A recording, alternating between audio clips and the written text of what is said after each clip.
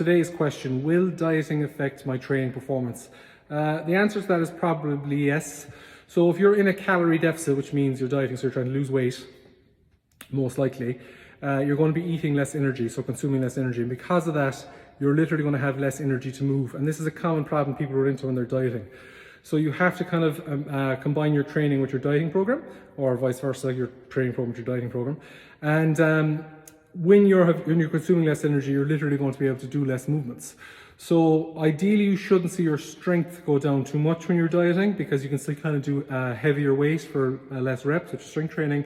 But you will find yourself that you it might take you longer to recover between sets, and particularly if you're used to doing hypertrophy or high intensity training or circuit training, that you mightn't be able to lift as much weight for as much reps for as much sets, because you literally get fatigued faster.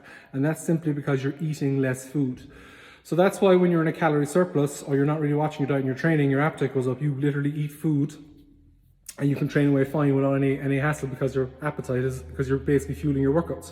But when you're in a diet and you're trying to be in a calorie deficit, you have to be careful not to do too much training that you burn yourself out, because you just don't have the same amount of energy. So you would literally taper back your training as your calories get less and less and less.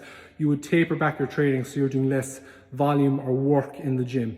You're still doing enough that you're going to keep your muscle or keep your strength or keep your fitness up, so maintenance, but you're not going to kind of build muscle per se, or increase your strength dramatically in all lifts, or build a lot of muscle everywhere, because you just literally don't have the energy to do that.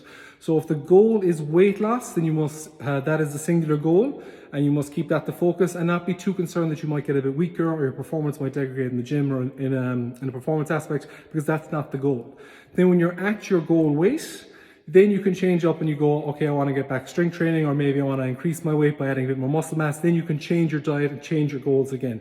But a big mistake a lot of people make is they expect to diet down by cutting their calories, but their performance to maybe either stay the same or even improve performance. And realistically, for most people, especially people who've been training a long time and are trying to get kind of very physically lean, that's not doable, not sustainable, and not advisable.